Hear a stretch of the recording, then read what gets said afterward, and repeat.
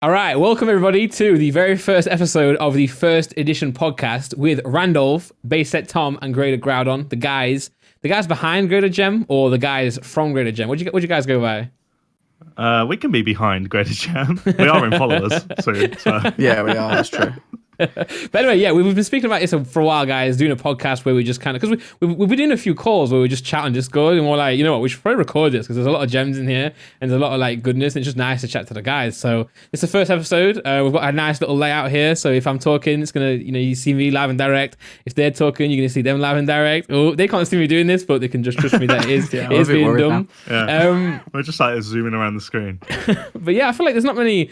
There aren't too many Pokemon podcasts around that I feel like this type of content is something that we both when I come to your place, your offices, and we end up filming videos, people really like them, right? So we were like, why don't we do it more often, more collaboration stuff? So we're just here, innit? Not really any pressure. We're just here chatting.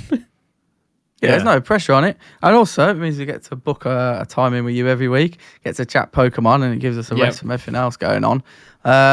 But yeah, there's always something to talk about. I couldn't believe the amount of stuff we pulled out, to be fair. Yeah, I find it weird that we don't actually speak about Pokemon much in our like normal days either. It's weird. We have Pokemon cards all day. We don't speak about Pokemon. And then you send us like a news link and we're like, what?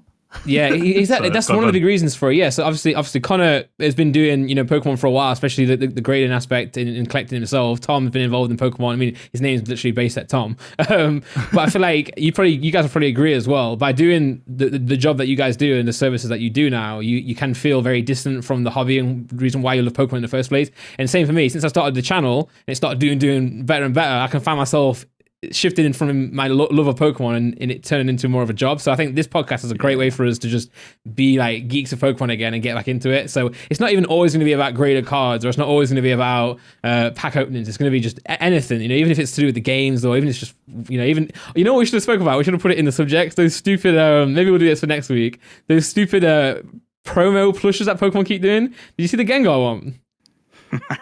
Right. He loves plushies. Wait, did you guys not see the Gengar one? No? Oh, but the one where they're in the head. He's lying down. Oh, yeah, I see the pillow. Yeah, that's the tongue. You like sit on the tongue. It's a bit weird. Yeah. Very weird. It's very weird. We're trying to find it. I tweeted it with like no caption necessary. I think it sums up Japan. I think that's the best way. Sleep in Gengar's mouth. It's so weird, right? That's their marketing tagline as well. You can Who's sleeping like that? That's my question. That's how I sleep whilst doing pre-grades. That's how I get my power naps in. I'm just like, ugh. To be fair, that was Lad Vibe who added that caption. You can now sleep in Gengar's mouth. I don't think like Pokemon made that tagline themselves. Well, what else? He's not eating cereal. What else is he doing? Maybe that's not what it's actually for. Maybe that's just. I think in the Japanese culture, if I'm right in thinking, I think they do often sleep at their desk like that. I think they work so like crazy long hours. That I think it's a thing. You're in a chair. You could go. No, that's not a thing. You don't need to get on the floor next to your desk. You're a punk. Right, anyway, yeah. There's that one. Was there the Metapod one? You see the Metapod sleeping bag too? No. Oh, bro, this is where I've got to just like fill you guys in. This is why this is useful. I feel like we're gonna come out of that one looking like a different person. You're gonna go into the Metapod like sleeping bag. You're gonna come out and you have wings. Oh my! It's the same Donny. It's the same guy. That's so sick. Yeah, innit? And the way it's got like the anime like lines everywhere. Why has he got a mirror looking at himself? He's like, oh, I'm a Metapod. Oh my God. Bro, I've got so many cookies. Look at that. That's sick. Imagine you're just cutting about doing work, pre-grading cards, and you're like, I need a quick nap and just get inside of a Metapod. It's mental. No, imagine, this is the mental image I've got. You're in an office block, you're like a normal office block, and you walk past one of your mate's cubicles, and you're like, what is he doing? Yeah. Just like lying there looking. It's nothing to do with Pokemon, just a normal office job. Look at Jeff again, man, inside of a Metapod once more. It's mental. But yeah, so I guess like that's what they're calling him. We always have a few topics to like speak about on this podcast, but we're gonna just chat waffle, and then if we do find anything worth talking about, we'll like go into it. It's a podcast, man. It's meant to be nothing really too forced. The way it's gonna work is we're gonna try and do once a week, right? And we're gonna try and do like a clip each day. So for those people who don't want to watch the entire like however long this may be, and they want to just watch specific like themed content, we'll then clip it up and put that on the same channel. So make sure you subscribe. You know, this is the brand new channel now. This is not on either of our channels. It's literally just on the first edition podcast. So subscribe. I think we're on like 500-ish right now. Let's see if we can. Whoa. Which is ridiculous. Right, subscribe if you're from Graded Gem. There you go. We've got 502. We'll subscribe from Randolph as well. Everyone subscribe. Let's bring them all in. Yeah, exactly. Yeah. Bring it in. Right, please do. Can you change the tab? Because all I can see is a guy in metal. I love how it's sold out. Like that, you can't even buy. Oh yeah, you can't. No, you can't. You got to be quick, man. You got to be quick on these things. It was like the one with the Mareep as well. The Mareep was a normal one. You see that one? It's like a big Mareep for like $500. Yeah, that's just normal though, right? It's just a big Mareep. Whereas like they're starting to get a little bit crazy with these sleeping bags. But to be fair, I would buy one of those Metapod things just for the laugh. Like, oh, there you go. You know how funny would it be if you started a video around off Pokemon and you're just in a little Metapod? Come out of it like, yeah. Oh, that'd be wicked. Like a Will and E intro. That'd be great. It'd be insane. Yeah. Yeah. Have to get one. Come out of it with wings, like big, like cosplay wings on, and be like, "Hello." For sure, yeah, it's weird, man. I mean, that's why Pokemon's so great, though, isn't it? Because you got these this Japanese culture, and I feel like they clearly don't take risks because whatever that product must be, you know, it must be sensible in Japan. But over here, I feel like people just wouldn't do that, you know. But I appreciate it. I don't think Pokemon would be what it is today without, it wouldn't be without Japan and Japanese culture. They just do weird stuff all the time. Like even going back when they used to just paint aeroplanes with like murals of Pokemon on them. You're like, imagine you getting on your plane and you're like, is this a child flying this plane? What is?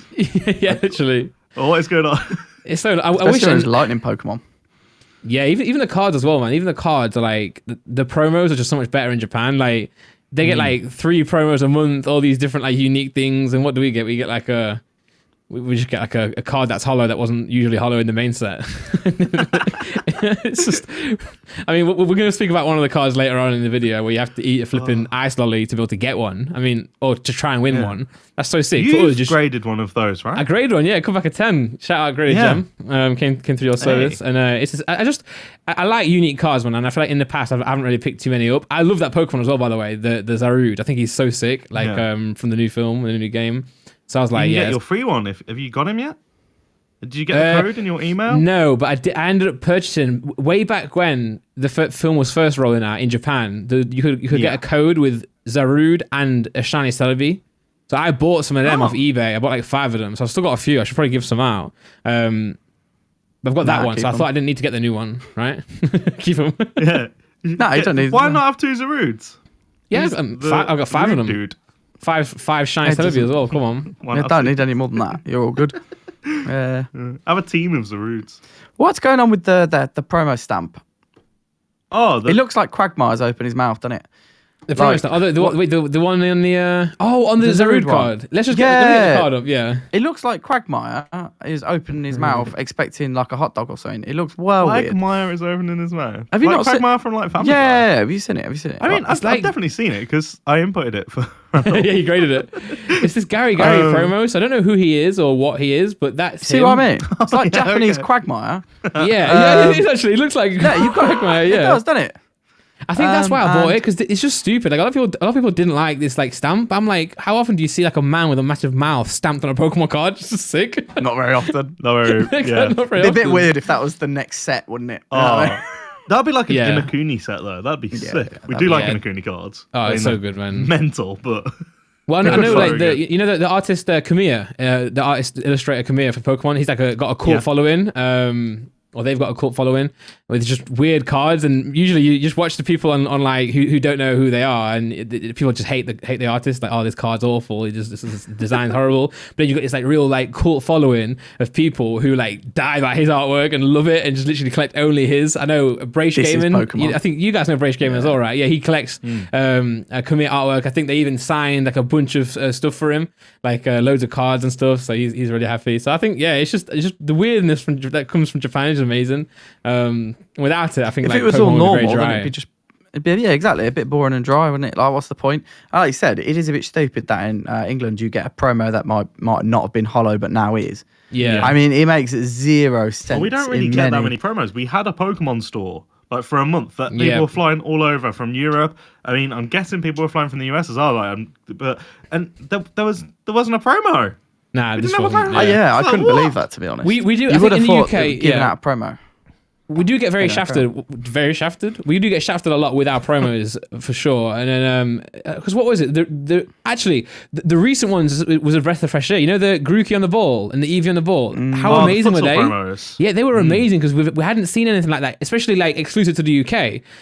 But they just ended now, right? I guess because of COVID, they don't want to promote people going to stores. It was 2 of 5, and then the next one was Pikachu, but you had to have a futsal team with a chance of getting it, but then there is no futsal. No, I had a few contacts as well. I was really trying to get that because I know a lot of people in America were like really fiending to try and get that card. And I was like, if there's one promo that I can get, that's like a high end promo, it's going to be this one because I'm here. My ear's close to the street. You know, I'm on these streets in the UK. We've hardly seen any of them.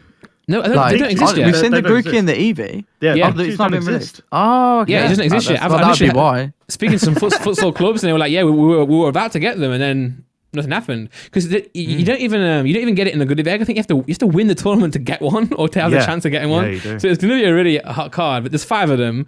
It's obviously Eevee was the first one, then Grookey, then it'll be Scorbunny and Sobble, and then it'll be Pikachu. But the Pikachu is the hard one to get. But I think the other two.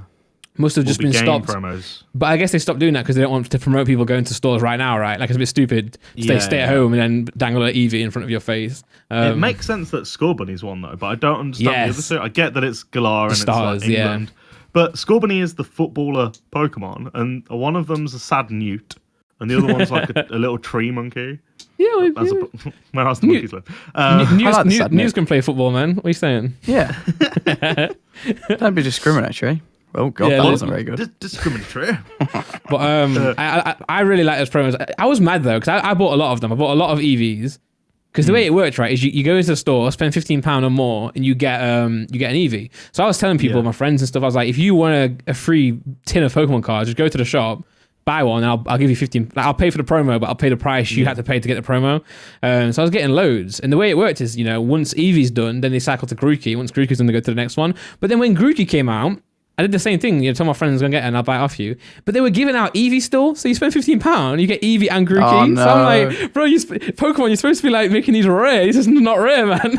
Stop doing it. They were just flinging them out. They're like, yeah, thanks for the 15 quid. Bro, you should have played it smart. Here, what you could do is if you go into game, they said if you go and purchase your Pokemon and then walk out of the store, you can then walk back in and get another promo. So you can just do it yourself. Yeah, but it looks a bit sad, doesn't it? Like I'm just just go to one with a revolving door and just pretend out. You're like not clever enough to leave. So you just like, whoa, I'm back in here again. My guy said that to me, right? And I was just like, I'm not doing that. Like, what do you mean? I have to just, because I said to him, can I buy more than one? He's like, nah, mate. If you walk out the shop, come back in again, maybe we'll like let you off. And I'm like, no, I'm not going to walk out. Just come back in. I would do it. What's the difference there? What's the difference there? I don't know. I wouldn't even care. I'd be like, I want my promos. Oh man. Yeah, legit. Just saying, I'd do it. No. How's things been going since you guys started back up in the new year? So we expected after last year was like up and up and up. We expected there to be like a bit of a fall off, but it turns out it went up again. And we were like, what? Yeah. I told you guys. We're doing better now, though. Yeah, you're handling it. Yeah, it's the same thing with us as well. Obviously, on a different side of it, like with the store and that. It's just that it's hard to update while you're also working, right? So it's hard to like grow and expand while you're also having to put out all the other fires and organize everything else at the same time. And obviously no one expected this like level of popularity. And I think even we knew it was coming, or we knew that it was going to, like the Logan Paul stuff was going to start kickstarting things, but I don't think we ever expected it to be that scale. Especially because Pokemon has been niche for a long time, right? Like 2019 it was kind of slow. We're in our own little like world, but it was still like, it's still pretty slow compared to what we see now. And it's not the fact that Pokemon got big; it's the fact that TCG got big. Yeah, Pokemon gets big, games get big, and other areas of Pokemon normally get big and they blow up and they turn into this massive thing. But the TCG, it's not happened at this scale before. Oh, not even close. And I think it's really hard for people to like visualize how much is 100,000 cards. That is like, it's so many cards. It's ridiculous, and to process all of that is it's good fun. You should do a video one day. It's knackering, Yeah, exactly. You got to do a video title. This is what 100,000 Pokemon cards look like. Just show them what it looks like. We're in the talks with Mr. Beast. Bring on. But I was going to say the last time. You'll remember as well, Connor, because at the time I got into the hobby again, I've always been collecting cards, but when I got like into collecting as like a, I guess, adult or as like an older person, it was Pokemon Go. Pokemon Go was the original wave of like people coming into Pokemon again.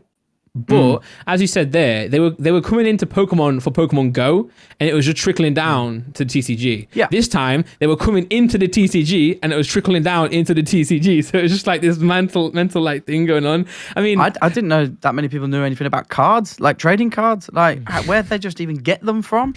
And they're like, I got this one. And they're submitting that, and then they all learn about the new sets, and then it just turns into this rolling.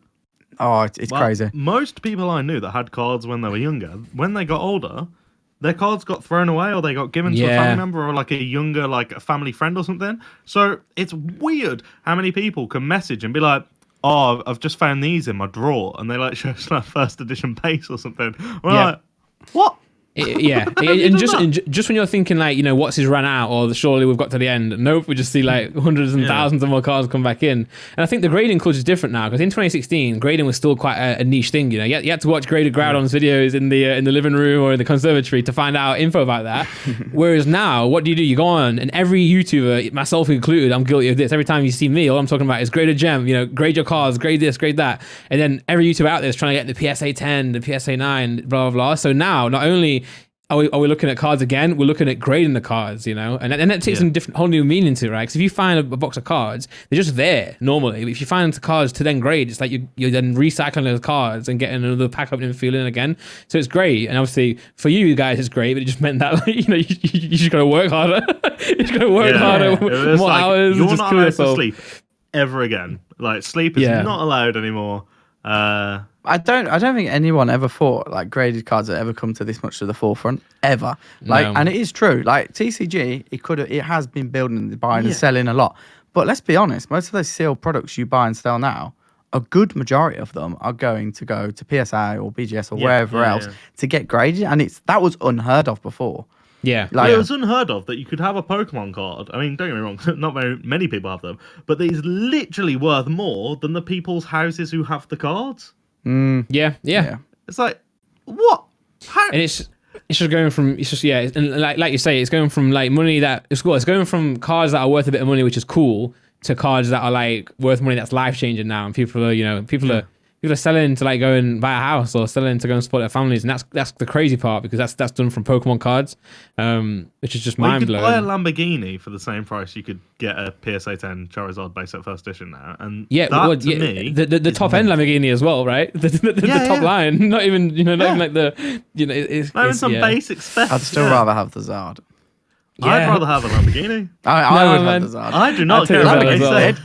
But someone whose name is Base at Tom, do not care that much about Base at First Edition. It's just so expensive for something that you don't get to do anything with. I like collecting stuff. Like a lot of stuff I collect is like cheaper, because then it's like it's my weird stuff. It's not stuff where everyone's like, oh, how much could I buy it for? How much could I buy it for? Constantly. I don't want that. Yeah, but I did that 3-4 years ago, and now everyone's trying to buy that stuff.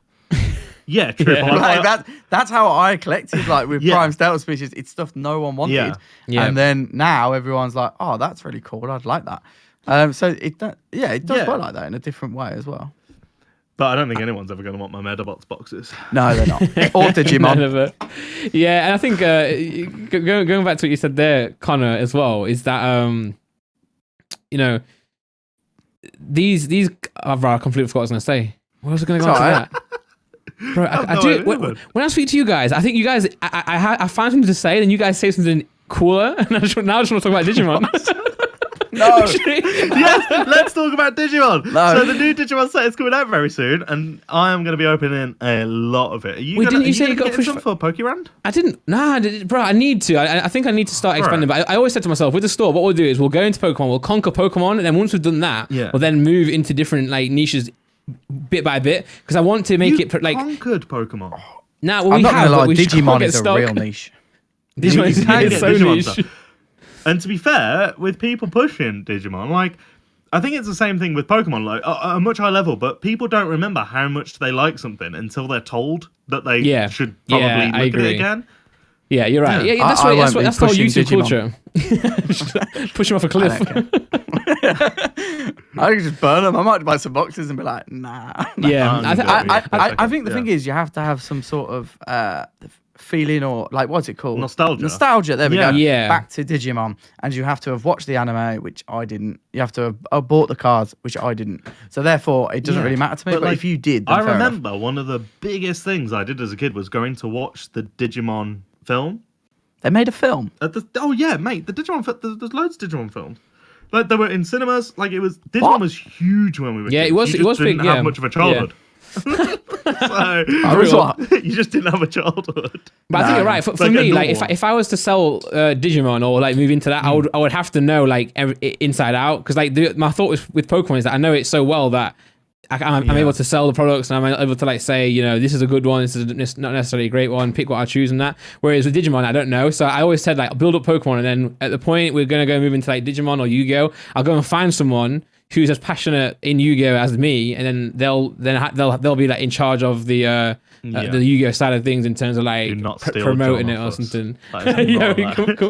Come through, John. But I think like you guys, or I don't know, maybe especially for me, this first, like, because it's the first year we've been doing the store, it's gone from literally a store like for merch and for stuff that like my duplicates and stuff that is attached to me to actual like fully fledged store. And I'm just trying to like move and manage the business from like literally like a extension of me to like an actual standalone store. That's the hard part. Yeah, I remember when you just had your hoodie on there, your Fairy Energy hoodie. Yeah. It feels like forever ago, but that was what, a year ago? Not even a year? And we decided to get some. I remember when we first got like our wholesale thing, and we were like, oh, you know, let's buy a few boxes. I think we bought like I remember looking at the order form, being like, oh man, do I get 16 booster boxes, or do I get like 32? And I was like, oh man, if I get 72, or sorry, 36, right? 18 or 30. What are the increments? Yeah, I was like, should I get? And I was on the phone to my mum, like, do I get 40 or do I get 50? And now we're just ordering like thousands just without question. Give me everything. Yeah, bro, literally, it's like when I order on the order form, just like, what's the max? Pokemon. Max it out. Legit. But yeah, so I guess like this podcast, even though we're all, I guess, connected through grading and all that, you know, aspect of Pokemon, we don't want to always talk about that, but we will talk about in depth in certain weeks, you know. So maybe one week we'll focus on. I think a good thing is you'll get insights into what actually Graded Gem and Pokeran does, maybe from a more business point of view as well. He's never going to call it Pokeran, Nah, Pokeran. But I like Pokeran. A different perception. Like a different perception, maybe, that you don't always see. Like, we're all full-time in on this. And obviously, we know a lot of people have that dream as well. And maybe you can pick up some tips and tricks from us by watching this. So that means you have to watch the whole thing. Gotta watch it all. You know, that's what you gotta watch every single second. Watch every clip as well, because you might have to watch it again to hear about. Because also, I think especially with me and Connor as well, you'll probably hear us talk about more of the sets that we're going after in detail on here. Because if I'm opening Cosmic Eclipse on the channel, or if I'm opening like Sword and Shield, I'm not really going to be like speaking about too much of my own cards in like other sets. Whereas on here, there's no requirement to talk about anything, so you end up seeing us in our natural habitat, just chatting cards. You know, bro, you can't hype up Cosmic Eclipse. You're not allowed. Right, we've been trying to get hands on Cosmic Eclipse for so long. But it's meant to be reprinted, by the way. That's what I was going to say. Did you hear that? It's meant to be reprinted, so we'll just pick up. But I remember opening that set, right? Because that was one of the first sets. That was the first set that came out brand new after I got back into Pokemon again on the channel. So I was opening Hidden Fates, and then it was Unified Minds, right? And then I think Cosmic Eclipse, and I was like, this set's so cool. But I remember I was like, I just can't keep posting Cosmic Eclipse on the channel. It was just every day I was like, new box, new pack. So I was like, you know what? I'm going to stop opening them now. And I wish I didn't, because those cards, I did a profit video, like, can you make profit on Cosmic Eclipse? And I was like, these are just ridiculous. Like, we pulled the Charizard breaks in like full art, which is nice in itself. But then all the character cards, like, they're all amazing. There's so much like, it's going to sound cheesy, but there's so much character in those cards. It's so good, man. Those character rares, they're going to be a PSA 10 like set for like, I think a lot of people will be going after those, like the Munch promos. Am I right in thinking that there were more in Dream League? There's some that we don't have in English. There's a Clefairy, right? Or a Clefairy. There's one in Dream League that doesn't exist in Cosmic Eclipse. I think we got it as a promo somewhere. I'm not sure where it was. Got it. It was a Japanese promo. Was it the box topper? Was it the Clefairy with Lily? Yes, it was with Lily. It defo was with Lily. Yeah, that's the box topper one. Yeah, it's defo with Lily. In Japanese. I don't know how we got it in English. It's one of those, isn't it? But it is beautiful. I'm sad that they haven't carried that on as well. Like, they haven't carried tag team on. I kind of get that, but they haven't carried on the character rares, which I think make it so much better because you've got such a good connection to the characters. Like, if you see Brock, or if you see Misty, or if you see someone else with a Pokemon, you're like, sick. It's interesting actually how much Pokemon, even in the same era, like Sword and Shield, they go in and out of like card types and in and out of like print types. I know that sounds odd, but like in Sun and Moon as well, we had the prisms, you had the breaks in XY. Like, they always just throw in weird stuff every now and again, and then they just pull it out. Yeah, they just see if something sticks. Yeah, those prism cards, like, they didn't stick at all, did they? No, they didn't. Not too well. And the breaks, bro, I still to this day I hate breaks. I think they're one of the most ugly cards that ever exist. But I think you're right though. I think what they do as well with Pokemon, they like to like keep it different, right? So obviously you start with like in Sword and Shield, we've seen them start with like a normal style of cards as always, but then as they move into this next year, 2021, we've already seen that they've had the special cards announced, so alternate artworks are going to come back, and they announced the Urshifu. Have you guys seen this? The battle style or whatever it's called, with the weird kind of mechanics, the game change mechanics. Yeah, and I know a lot of people are underrating this set right now, but I think it's just taking time to get going. Like, Vivid Voltage, immediately we knew it was amazing rares, Pikachu VMAX, that was sold, you know. So with Battle Styles, I think we can't really write it off just yet. But those special cards are real nice. Amazing rares will be in Battle Styles, right? He's cool. Amazing rares. Like, no, they're amazing continuing rares amazing rares. are in Shining Fates. They're in Shining Fates, yeah. But they're not in the battle. Nah, I think it's the Shining Fates. So weird. That more looks like Digimon, mate. I thought you'd be happy with that. No, don't get me wrong. That looks like Digimon. But I don't understand what they're doing with the mechanics, because they're changing the mechanics all the time. Oh, yeah. And I'm just confused. Like, Sorry, what is that? GXs and that's Urshifu VMAX, or Gmax in the games, but VMAX in the cards. Yeah. But it's just sick. Look at that. That's so sick, man. Look at that, bro. And then again, man, PSA 10. If someone wants like a bit of a, not an advice, but if someone wants a good set to go for, in like a graded set, go for the special cards in Sun and Moon, right? You know the Latias and Latios like Love Heart card, any alternate artwork. Was it Psyduck and the Magikarp and Wailord, right? The weird size one. Psyduck and Slowbro. Is it Psyduck and Slowpoke? Yes. Slowbro? That's sick. Why has he got a chicken's head? It's this guy. He's got like this big looks bulky like guy, and then he's like from right at the top. You know Family Guy, where he fights the chicken. Oh yeah, Family Guy's come up too often, too much in this. Feel old now. So they're the regular cards. Oh, okay, that doesn't look so much like a chicken. Denny chickens. And then these are the special chickens. Yeah, I don't know. But then again, you don't know about the Pokemon as well, so maybe like if we'd got to that point in the games, we'd be like, oh, we really like it, but like we like Toxtricity because we've got a Toxtricity. Yeah, I like Sword and Shield, the cards more the more I played the game because it linked. Yeah. So I would say I actually prefer Sword and Shield over Sun and Moon just because I didn't personally play the Sun and Moon games at all.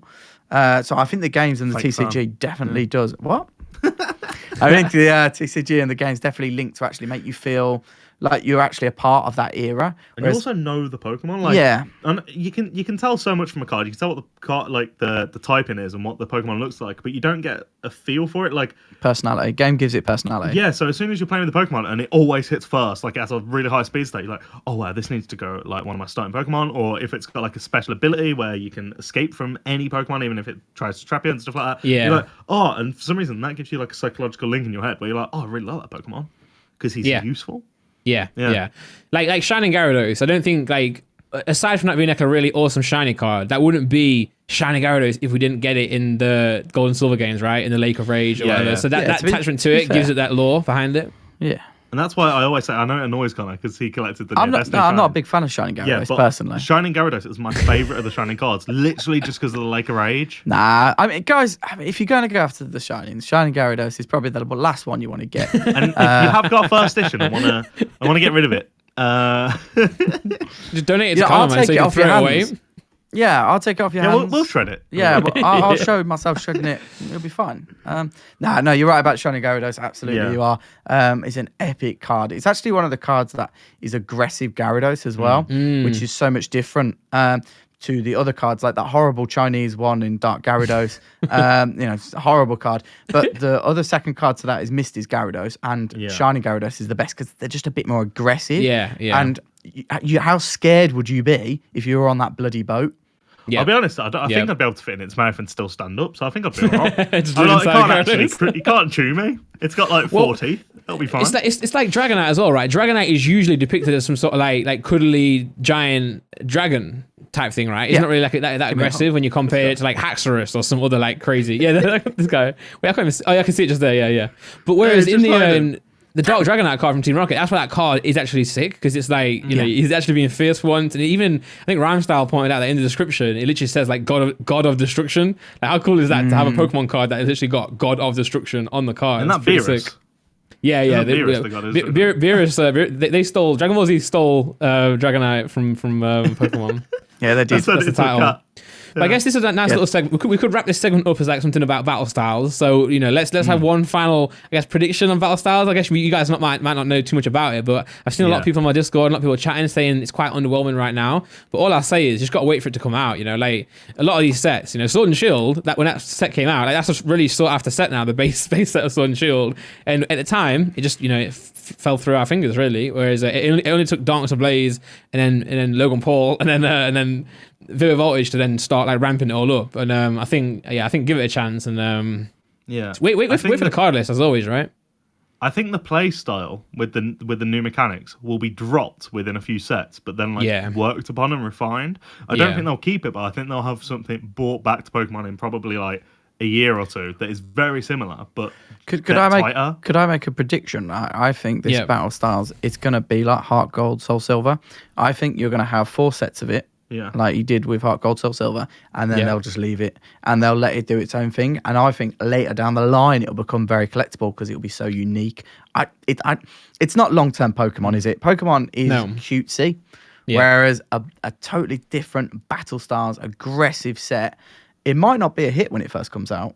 However, I think it will be 2 years down the line. Is it weird that they're launching it at the same time as Digimon? With that style of art, like no, because you said that reminded you of Digimon. No one cares about Digimon. No one cares. Pokemon, and I'm going, oh no, Digimon's releasing. No one cares because they're playing to the Digimon market. That's the first thing you said. They're not. I don't think they are.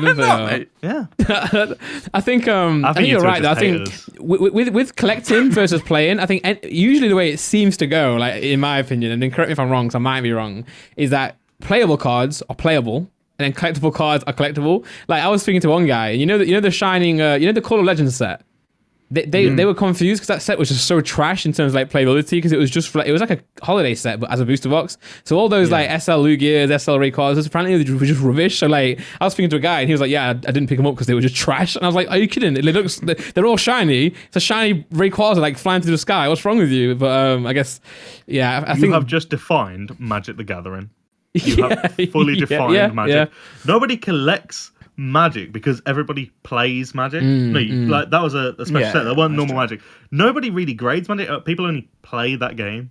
Yeah, but with that being said, the values of Magic are through the roof because the people want to have them in their decks, right? And I think you'll see down the years in Pokemon, there hasn't really been this. Obviously, you've got all the vintage stuff being like thousands of pounds, but there never really was a rush to get modern cards graded, even though they look so great, in my opinion. So you'll see that a lot of the cards through the years that were expensive, like was it the Shaman EX or the Holo Jirachi? The Roaring Skies. That was valuable because of its playability. And I think what we'll see with battle styles, I think you'll see a lot of these cards people will want them to play in the tournaments with. I think this is a set for playability, right? Not necessarily a set for collectors, and that's potentially why they added this special style in to like try and draw the collectors in as well. But I'm really interested to see how it does, and I'm interested to see if it is going to be a dead set like people are saying, or if people are going to be surprised. But usually, in Pokemon, if everyone's looking one way, if you look the other, it's not necessarily a bad decision. Like with the Primes. That's always the thing to do. It's always the thing to do. It's the way I've done it. If everyone's going, oh, look at that, I'm going over here. That is always the way to do it. If something's getting hyped up, ignore it. Actually, don't do that, because then you'll look at the thing I'm looking at. True, keep looking at the hyped up thing. Keep looking at Charizards. Keep looking at shiny Charizards. Keep going at that, and I'll carry on with doing what I'm doing. But it is true in general that if you don't go for the hype thing, then eventually the hype will come to it, especially in Pokemon. It all goes around in circles, Unless you really. invested in Crimson Invasion. No, he'll have its day. You know what? I bought some packs from America, and I actually got 2 free packs of Crimson Invasion thrown in as a gift. And I actually opened them, and I was like, you know what? It's decent. I got like a nice little Gengar holo, a few cards that I actually liked. But I think everyone enjoys this one episode we're doing. What is wrong with you? That set is so dead. It's got 1 card that you want in it. To be fair, the Gyarados full art is decent. Yeah. But it's 1 card. Yeah. In a set. And is it Lusamine? There's a full art trainer in there as well. One of the waifus. Well, I guess the one good thing that happened to us is that we decided to record this podcast on a Wednesday, on the same day that Pokemon announced and started rolling out their 25th anniversary, right? So, like, I mean, imagine if we posted this or filmed this podcast yesterday, we would have just had nothing to talk about. So we thought, let's watch and let's react to this 25 years of memories video that Pokemon have put together, and then we'll talk about the 25th, because they've also released some cards, right? Announced what the TCG promo is going to be for the year, so or some of them. So let's give this a watch. We can react to this together, and then let's see where we go. Let me know if you guys can't hear it or can hear it, etc. And we'll try and fix that. But here we go.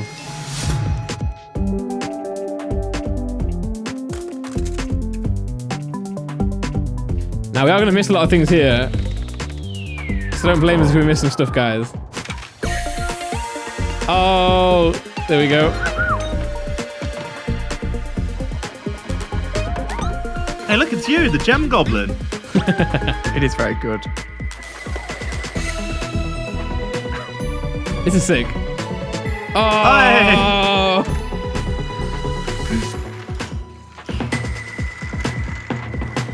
That's got to be a Pokemon Snap reference, right? Yeah, it has to be.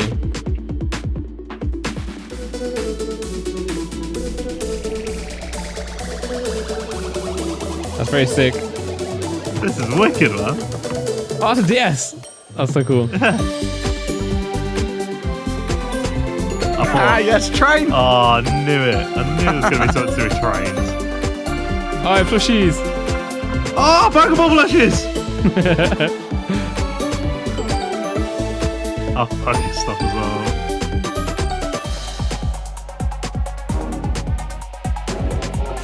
Oh, that's sick. Flying taxi. Yo, that's mad. Right. Yeah, we'll talk about this.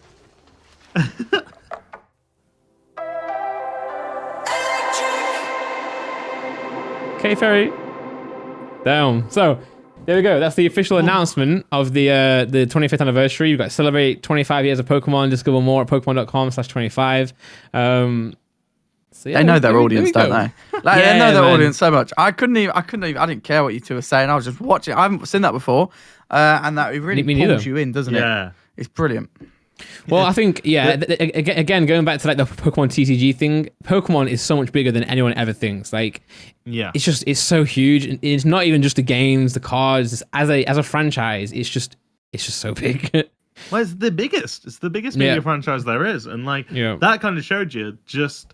Like I was specifically looking out for card stuff just because that's kind of the point of this podcast. But I was like, oh wow, the anime, and oh wow, the plush. Oh, the Pokemon plushes, they get me really excited. I want those. I love how it took you on a journey throughout the whole thing. Like, it was a really clever way of illustrating it, and the fact they did it with an actual physical ball as well. Obviously, I don't think that did it in one run. Because that would have been epic. But I mean, it was really well done. Yeah. You never know. There was definitely a pretty big cut. You know when it fired the Pokemon up, it just instantly was flat on the thing. I was like, I would love to think they tried that like 100 times, and then they were like, let's CGI it. But I think I don't know, man. I'm just excited for what's to come, and I think this really just proved to you that like. There's so much more going on. By the way, guys, like I said, there will be some stuff that I missed. Because do you guys know Ricky? So Ricky's someone who works for Pokemon UK, and he tweeted earlier saying, "I can't wait for all the YouTubers to watch this and analyze and find all the little like Easter eggs we've put in here." So if you're looking for us to give you that information, then look away, because this I enjoyed it. But it went over my head. Go and check out like Game Boy Luke or Patters or Berkey Vitobi to go and try and find out every minute detail. But it hypes you, right? It really does hype you up. And It's the excitement behind it. How unique is that? Yeah. Especially in this last year as well. Like, there's not been much to get excited about, but then Pokemon's going, wait, 2021, 25 years of Pokemon, we're going to make it big and special. And that video just illustrate that they know what they're doing. What was your favourite part? Because I know my favourite part. My favourite part is the bit that alludes to Pokemon Snap 2. I mean, I know it's been announced, but if that means we are definitely getting it this year, like... I can't tell you guys how much I love Pokemon Snap as a child. That's why I went and bought the Nintendo 64, the Pikachu one, because I want to play Pokemon Snap on it. Like, I think for a lot of people, Pokemon Snap had that feeling, right? Yeah. It was just so weird. Like, it might even be the reason that I'm into photography. Was that Groudon? No, I doubt it. They don't like Groudon. Wait, go back in the cave. There was a Lucario, a Haunter. Oh, yeah, Groudon. Oh, yeah. So Groudon got himself in there. Why have they done him so pathetic? He should be on top of the cage. Too fair, he should be like... I think it's that one. I think it's the one we got behind us. So what's Pokemon Snap? Was it before this? McDonald's toys? Oh, Pokemon Snap was way before Ruby Sapphire. Yeah, Pokemon Snap was like gold. No, I mean, was it before? Sorry, are we? Did I go past it? The bit you're talking about. Oh yeah, the whole bit in the minecart, like. Okay. You going around? Go on the rails, and you were throwing apples and stuff, and even silly stuff like the way you have to like shake trees or like throw stuff and make. I can't pause it. Yeah. I was about to say, do you think it's interesting how much the TCG's in this? Because if we look at the rest of it, it's all done, really cutesy, and the TCG almost looks out of place. Oh, it looks so out of place. Do you think that's how important the TCG is to Pokemon? They were like, we're putting it in anyway? Well, they kind of allude to it in like weird ways as well. Like, obviously, we've got it there, but they have the Pokemon cards of like knitted Pokemon and stuff, and you do see those kind of style plushies and stuff as well. So, yeah, I think the cards themselves look out of place, but that's because it's meant to be like a world. That's my point. Just see like a 12-foot Pokemon card. I do think a lot of people who are maybe coming into TCG right now need to maybe not understand, but maybe just be reminded that if you look at the entire property of Pokemon, I think TCG has often been. It hasn't been the big part, right? It's always been there. Definitely profitable for them. Definitely something they want to do. But this year shows you how underprinted Pokemon was versus the demand, and that's just because they didn't want to print it. Because they're backtracking and printing during COVID, which is a tough time. But it never was like the big thing compared to like merch, the games and everything. It was just there as like It was a small percentage. It was a small percentage. Like it was there for the hardcore fans. Yeah, it wasn't. You know, if you wouldn't be a casual Pokemon card collector, you'd normally be a casual Pokemon card video game player, or maybe you like the anime or whatever. You'd enjoy that, and then the cards is for more the serious, more involved people. And now everyone's like, no, TCG is where it's at. It's for everyone. It is casual. Yeah, like there were so many stories with Pokemon Go of people like hurting themselves playing it, like walking off cliffs and like crashing their cars. And there was there was a story someone walked off a cliff playing Pokemon Go. They were playing it in the dark, and there was like that's not an excuse for me. Sorry. No, yeah, but they were that fixated on their phone. They were like, "Oh, it's just over there," and just walked and just yeet, yeet. And then but you saw that in the news, and at the time you were like, "That's stupid." But if you would have saw that about like someone crashed his car because he was opening a packet of Pokemon cards, you'd be like, "Oh yeah, is he 3?" Yeah. What's his problem? Pokemon became the norm, whereas Pokemon cards are now the norm. I used to look into me and Laura when we used to live in Nottingham. We used to go to the cinema together, and we would go like Sainsbury's before to just like get snacks and stuff.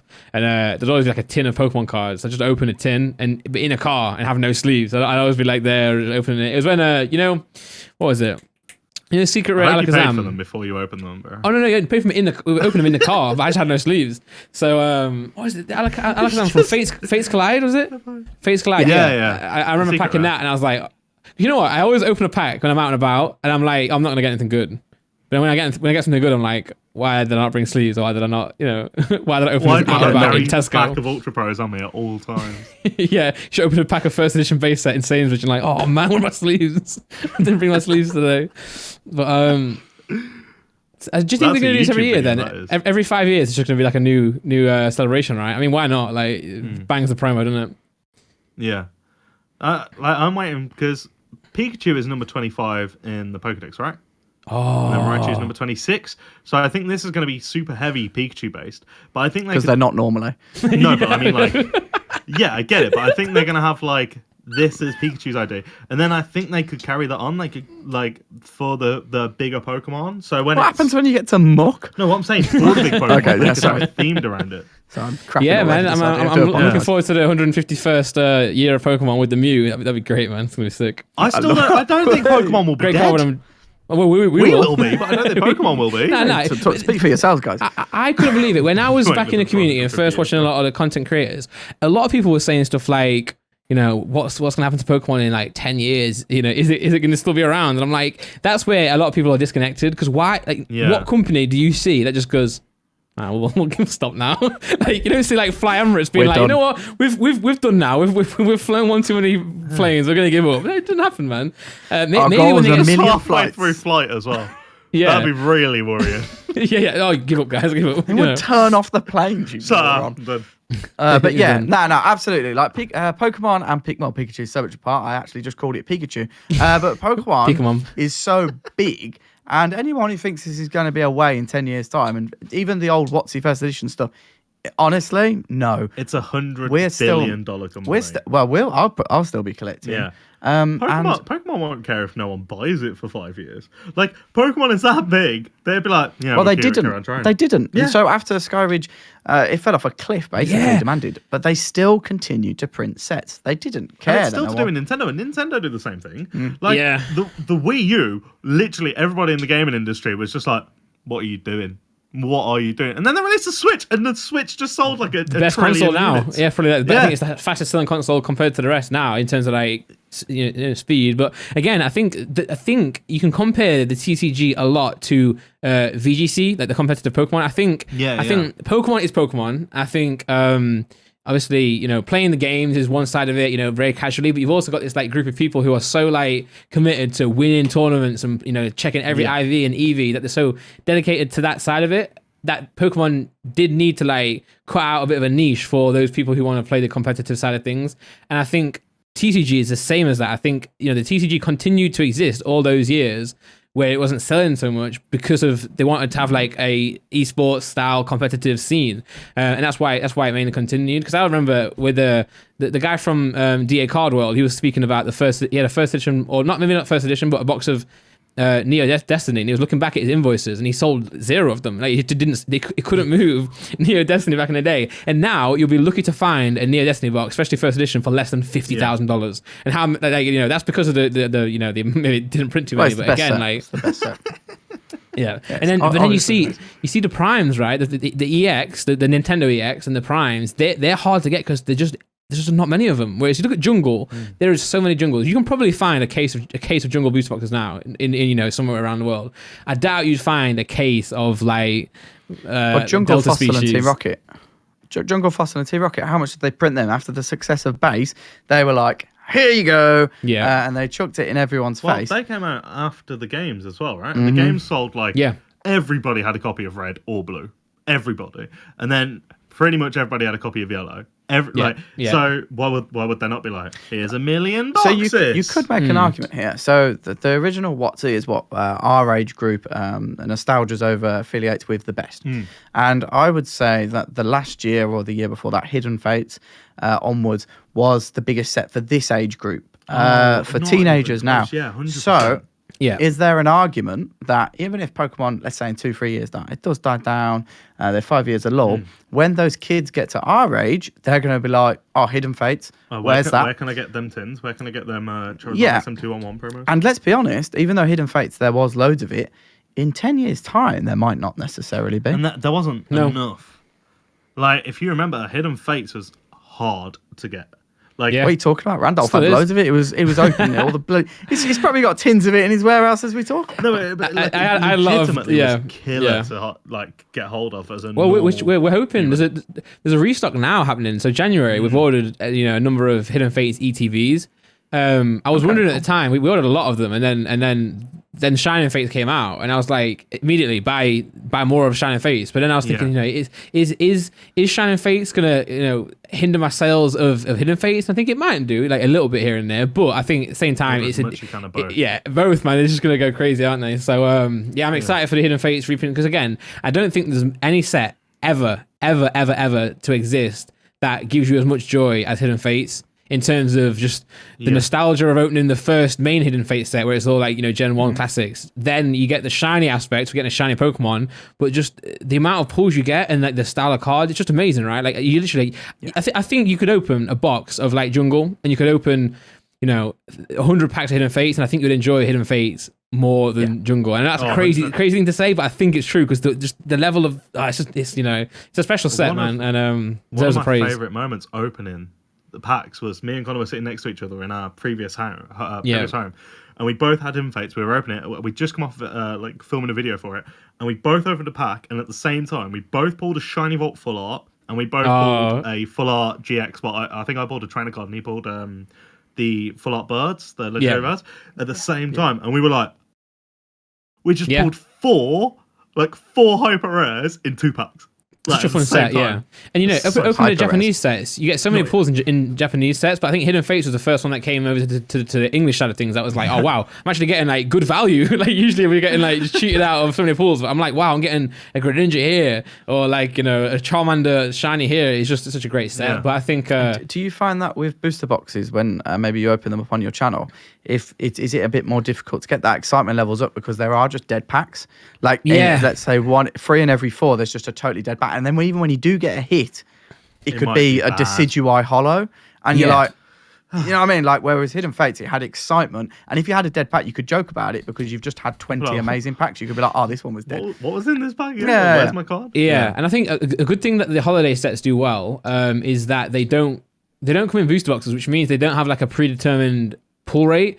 Like usually that we know of, at least, maybe someone out there knows, but in booster boxes, you usually get a secret rare and a full art, maybe 2 full arts. Sometimes you get 2 secret rares, and that's a big surprise. Sometimes you get more VMAXs, etc. But usually, if you open so many, you'll start like noticing a theme.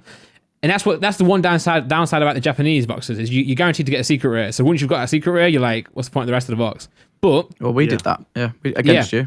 Yeah, we pulled that. Do you remember the card you didn't pull? That one? The gold Mewtwo and Mew. Yeah, I remember that one very, very well. But with Hidden Fates, you get 4 packs. 4 packs in a tin, right? There's no way they can guarantee a secret rate in 4 packs. It's impossible to do. So if you buy like, I'm pretty sure they did. True. I find that collection boxes, this is just theorizing here, I find collection boxes and tins, you definitely get more hits. I think if you created a booster box from collection boxes and tins, you'd get more hits than opening up a booster box. I agree, actually. I think. Well, you've also got a chance of getting completely worse, right? Because I think it's just like, in a booster box, you're guaranteed to get roughly this amount of pulls, whereas if you're opening like 36 packs from collection boxes, the scope's random, So yes, on some occasions you can get way more value for money, and then I wonder what the probability is if you measure it out. But then also you could get just like nothing. I think the collection boxes always had that fun aspect though as well, because usually you get different sets. So even if they were weighed, so like 1 in every 6 boxes of a specific set had a pull, but then you've got another set as well, so it might be different. And then I think it's just something fun about seeing all the different art styles as well, because usually like each set has its own kind of thing going for it, doesn't it? So when Evolutions started getting like crazy and people started rushing to go and buy like everything Evolutions, and the box went from like 180, which was crazy, to then 500 like overnight. People started to realize that certain sets, I think it's the Surfetch box, has like an Evolutions pack in it. The Legends of Galar tins have like a Evolutions booster pack in it. Once people started figuring that out, that they could go on eBay and buy an Evolutions pack for £15-20, but go and buy like a Zacian V tin, get 3 packs of Sword and Shield plus a Evolutions. Yeah. We did that. We got the Zacian and Zacian, I like to call it, and Zamazenta V tins, and we had the Evolutions in there. Do you not remember? Evolutions was so overprinted. They used to just put one in every single. And everyone hated it. Everyone complained. Yeah. People, for those who don't know, people complained. Why are we still getting X and Y cards? No one wanted it in Sword and Shield. Yeah, no one wanted it, man. We were getting that. We were getting Breakthrough, Steam Siege, and it was like these are all dead. But then all of a sudden the other 2 are still dead. But Evolutions, because it's got that shiny hollow Charizard, everyone's like, gimme. Yeah. Well, I guess let's move on to talking about still talking about the 25th anniversary, but let's look at the TCG side of things. And here we can see that they announced let's just read the first partner pack promo cards revealed, and it features 25 starters from all past generations. So we've got this train on image here. You've got the Pikachu, Bulbasaur, Charmander, and Squirtle. Now, what I will say is these are jumbo cards, right? Right, which cards. I missed that, so I saw these and I was so excited. Yep. And then I saw the jumbos, and for a brief moment I was like disappointed. But then I remembered how good jumbo cards can look in the holders, because then like a PSA card is very small. It's the same size, like roughly bigger than a normal trading card. Whereas the jumbos can come in like holders like this. You could stick one of them on your wall. And you guys are great jumbos now, right? Yeah, we've just opened the jumbo. Check them out. Perfect timing. Well, to be fair, Pokemon contacted us. Yeah, like, yo, we're releasing some jumbos. We'll sort it out with them. But you gave me an idea. I was definitely disappointed when I first saw it, but then I was like, this is good. It's different. Let's read. So these are 8 special first partner packs, oversized packs, released across 9 months with the collector's binder included, and you can collect 25 oversized promos, which will release monthly from February 2016 to October 8th, obviously 2021. 8 packs starting from the Kanto region all the way up to Galar region can be obtained. Each pack contains 3 oversized promos featuring starters of their respective generation they were introduced in. Lastly, these packs will contain 2 regular Pokemon TCG boosters. So I've seen already. Imagine a booster pack. Bro, you're awesome guys. Today I'm opening this. It's gonna be sick. But, so I think what's gonna happen is you get an oversized pack, right? What I don't understand is the fact that like there's not really a point of it being a pack, right? Because if it's featuring each generation each month, then what's the like? So you're right. So you're opening, so you're opening a Gen 1 Kanto pack. You've got a chance of getting 3 of the 4 promos in one pack, right? So what's the point of opening more? But it's gonna be interesting. And then you get 2 regular TCG boosters in each pack. How many's in each pack? Does it say 3? How many jumbos three in each pack. Oh. Yeah. Each pack contains 3 oversized promos. The starters will be in the pack, and then the Pikachu will be a promo. If I was going to speculate. But the interesting part about this is I think people were already speculating. They were saying starting from the Kanto region, and note how like they've been smart here by not saying like starting in base set, type thing. They chose the region, and also I think people were speculating that the Pokemon TCG boosters were going to be from the respective gen. So like they're going to chuck like 2 base set packs in, which is highly unlikely. But that does bring us on to the next point. If you look at these pictures, okay, these are not Evolutions cards. They are base. No, they're not. They're base. These are base, yeah. So they're using the same artwork from base, the same HP, the same set numbers from base. Base and limited though, isn't it? So. Base and limited, yeah. But that goes to the point. Like if they're going to reprint jumbo cards from the original generation, what is now? We've always said they're never going to reprint base. What if they just do? Like what if that happens? With a little stamp on it. Pokemon crashes the market. I'd love to see it. I'd love to see Pokemon be like, all right, you know what? Base set booster boxes back in store. The old ones will still retain a value because you can still prove the copyright dates, etc. But how interesting would that be if like they just literally like turn the taps and was like, you know what? Well, they've done it with the Ancient Mew.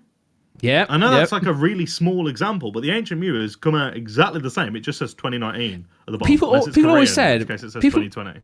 Yeah, people always said, right, and I find this, I believed it at times, but now I think about it, people always said that Pokemon aren't allowed to print their base because of WotC. I mean, they always owned the image rights to the Pokemon, right? Like maybe they can't use the same printers or they can't get it the exact same way that Wizards did, but they can still put a Pikachu on a card. Like there's nothing stopping them doing that, right? No, I don't know if it'd have mass appeal to the youngsters because they've got the V cards that look cool. I don't know if they're just a bit boring. Like, I mean, they've got nostalgic value to us, but let's say to new collectors, I don't know if they're just a bit plain and simple. They really are dead in comparison to new stuff. Like, if you had a time machine and took a pack from like Rebel Clash back 20 years and gave like little Kitty Randolph that pack, it'd blow his mind. Yeah. Yeah. But you can even see here, Poke Guardian on the website, they even state, what is interesting is that they reused cards from when the TCG was under Wizards of the Coast up until the Pokemon East Skyridge set. At the time, they had the license to release Pokemon TCG. The Wizards of the Coast era cards are nearly identical, except the 25th anniversary logo, of course, except they removed Wizards from the copyright notice. Still has the same years of copyright, though. So if we look at this... Can I also say they're not exactly the same because they're massive? They are massive. They are massive. It also says you get a binder. How is that just going to be like a 12-page binder, but with just one pocket? Yeah, Yeah, so is that just like one card per page? Yeah, it's gonna be. That's pretty sick, you know. Come on, look at these. You might just be worth buying a load of them to get loads of binders to store all your jumbos in. Yeah. Well, it'd be interesting. Obviously, Pokerand will hook you guys up with these. But so, the worst part is, look, these products will be available at participating retailers as well as Pokemon Center in the US, Pokemon Center in Canada. So again, we don't have it exclusively we don't have a Pokemon Center in the UK yet, but hopefully they open one. But look at this. Let's go through them. But you say the Jumbo, Connor. Come on. Yeah. You say they're jumbo, but they are it's the same, right? Well, if they can print it big, which is obviously, harder to do, they can print it small. Yeah. The speculation is, why wouldn't they print it small, right? Yeah. Why wouldn't they, man? Yeah. So obviously got these are great, right? Because Evolution's always felt like, for me, the reason I didn't like Evolution so much is because it's not there. It's not the same, man. It's not like I pull the Charizard and from Evolutions, and the holo foil's wrong. It's just the card's wrong. It's not right. It feels counterfeit. Yeah, it does. Evolutions more than anything else. It's my favorite artworks from the starters are the Blastoise and the Venusaur, and they're gone. So weird, yeah. And the crazy part here is obviously we're seeing. I think they look so nice. Venusaur looks good, man. Right. Come on. We see the Neo Genesis symbol here. They got the Chikorita, Totodile, Cyndaquil. That's nice. Yeah, even these from Ruby Sapphire EX, right? Good. I like these cards as well. We got the Diamond and Pearl. Everything just looks. This is the one that was found, right? Wasn't there was one card that was found in like a French pack of voltage? How does that happen? Snivy, Oshawott. These are really cool. That's horrible. The 3D. This one. I really like the Chespin. Oh god. Oh yeah. Fennekin looks cool. Rowlet's just an absolute gangster. Bro, I always Grookey's get the sick. other two from that era, but yeah, Grookey is cool. So there we go. That's I do like the happy little. Oh my goodness! Yo! Look at how high res this is! Oh my gosh! Shout out to Poké Guardian, bro. There we go. That's crazy. That's gonna be in your nightmares tonight. Yeah, I don't know how man's a wizard. So guys, these are just go, if you guys want to check out the website, go feel free. This is the release dates of each one. So yeah, but how many people are actually going to be able to look? They were releasing the binder 11 days before. You know what they're doing? They're going backwards. Doing at the end. So they're going Galar first. You know what I mean? That means like when because I think October was always rumored to be the time when it's time to release the set, right? Because we all thought February was going to be the 25th anniversary set, which it turned out to be Shining Fates moved forward because Shining Fates usually comes out in in the winter in the holiday set on the holiday era. But what this shows to me is that if they're going to go Kanto in like the last in October, I feel like they're going to start if they do because this is not going to be it, right? This can't be it. This can't just be the 25th anniversary TCG. This leads on to something, doesn't it? So the fact they're doing it backwards is very interesting. So you guys can take that with a grain of salt, or shovel it all in. Could they do a hidden fate style card with the Kanto region? I always said that. WotC cards. Why can't they do that and actually have the same artworks just with the hidden fates holofoil types? Imagine they had a shiny, obviously. Base set Charizard, right? Shiny. I've always said they're going to do that. If they do that, I'd be sick. I'd be very, very sick. I want to ask the question. Submit those. Yeah, do it now. Submit them now, man, because you guys do 100,000 cards. You got a million cards next. They're leading on to Kanto, so surely they're not just going to go, here's a random battle deck. Like, surely there's going to have to be something to do with Kanto. If they're bringing out the WotC-based starters and Pikachu, got to be. So there's more expansions, right, to Sword and Shield? Yeah. There's more stuff coming to that game. Do you think they do that and they announce something like where you go back to Kanto like in the future? In Sword and Shield. That'd be sick. Yeah. Go back to Kanto in the future. That hurts my head. So not Kanto as we do it. You know, like the Let's Go Eevee and Let's Go Pikachu. You played the same storyline. Mm-hmm. So you go back like maybe it's 25 years since you was in Kanto. Things have changed. Giovanni has like come back and he's starting to cause trouble again. That'd be sick. Yeah. Like I always think that expansion. You know how everyone's asking for like Diamond and Pearl remakes? I'm thinking like what would be better is if they go back to Sinnoh and build a game that's like Sword and Shield, but part 2, a continuation. So it's not just the same game again. It's new style, but it's the continuation. What's interesting, by the way, Black and White 2 was one of the best. Read that. That's interesting. Yeah, this here, look. So what is interesting is that this is a release countdown to October 8th, 2021, and it's ending at the Kanto region. Last month, we discovered that the real 25th anniversary set would release on October 8th. We think that it's not a coincidence. It would work perfectly as a countdown to celebrate the 25th anniversary of Pokemon TCG. It will be 25 years old on October 20th, 2021. So that's very yeah. Obviously, come on. It's going to be something big, huge. I think the Pokemon Company have just bought that area of Japan, and they're just actually remodeling it to look one-to-one scale model of Kanto. What, where you can actually go catch Pokemon? So people are like dressed up as Pokemon. Bro, they've got $100 billion. They can probably do it. I hope that before us three die, they do release the VR Pokemon world. I mean, been real. I've got to. Good. Yeah. Like, have you played much VR? Nah, never. Oh, stuff like I've done like Beat Saber. So good. I've done VR stuff like in like America, like malls where they walk you around and like do like dinosaur stuff. It's cool though. But I guess last question to finish off this little segment is: Do you think they will, and do you now think they could reprint What's the era Pokemon cards? I think they might do it as part of the set. Like, if they release those Pokemon that they've got as jumbos in like boost packs as like maybe hyper rares or something. Yeah, like and I think they have the distinction with the 25 stamp. I don't mean obviously like evolutions. I just mean like literal straight up updated a little bit of like artwork, but straight up like same HP as the original. But they probably can't, right? Nah, they can do promos like they can do the jumbos. They could even do like different sorts of promo, maybe with a stamp or slight differences. But if they re-release base, I think they'd be. I think they're very good at being close to the limit where people get the nostalgia hit without going over the limit. So I mean, if they re-release Beast, re-release Beast, there'd be a lot of unhappy collectors. But maybe that's what they want to do. But also they can't. Fair, they can't play. Pokemon think it's gone too expensive. That's what I'm saying. I think they are always on. I think if I can have give you guys an assessment, you're watching. I think that like. I don't think they like the whole grading aspect. I don't think they like, these cards being worth, hundreds of $1,000s, etc. But that does give them business.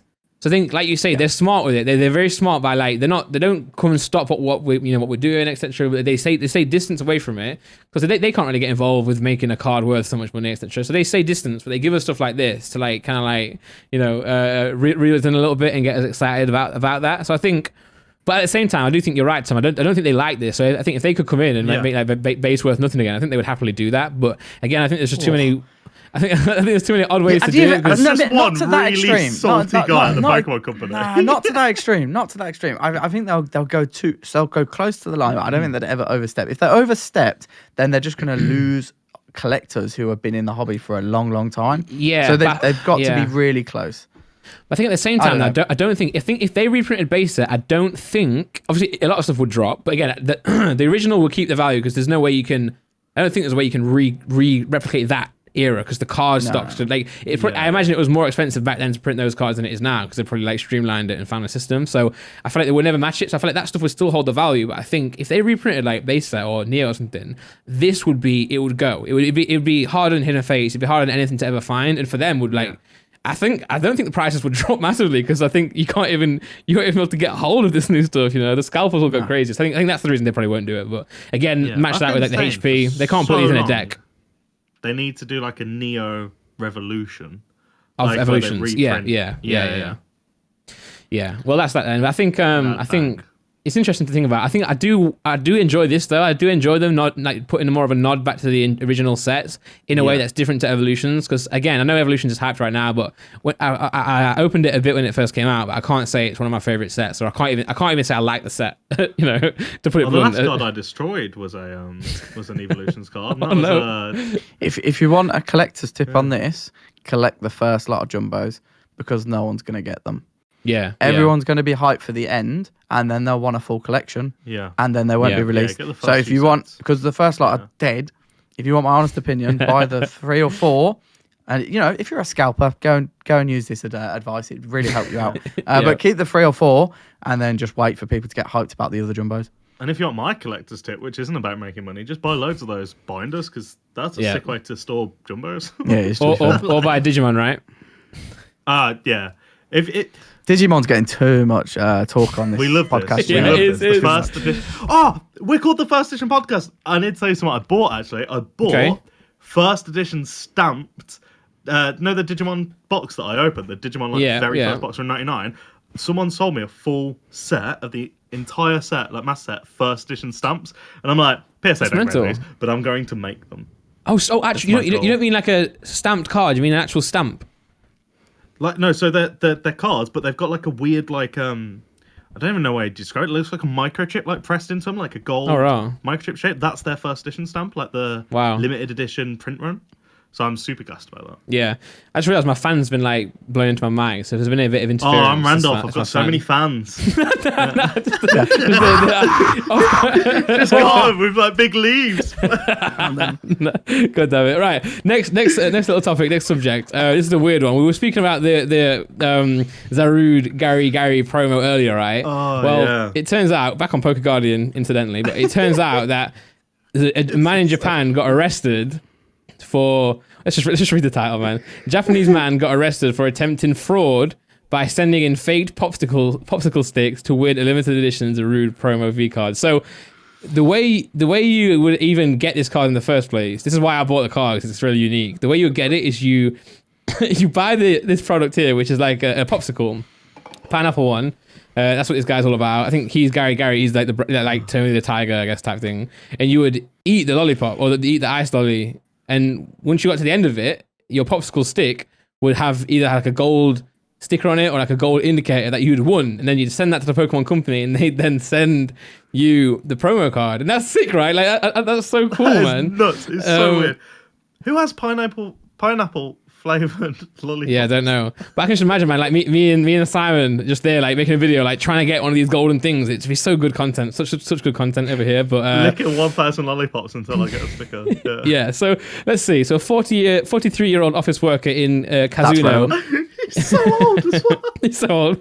A city located in Akita Prefecture of Japan got arrested by local police Wednesday for attempted fraud in early November 2020 by sending in 25 envelopes containing popsicle sticks that would win you a limited edition Zarude v Gary Kun promo card. During the Gary promo campaign, this person sent fake winning popsicle sticks from the brand to the company Agaki. I can't say Agaki Nyogo Limited that manufactures this ice cream brand. During June 2020, winning sticks were at the time selling online for around $160. So the stick on its own was still that much money, and then you send it in and get a better card. And now, a winning stick is worth $300.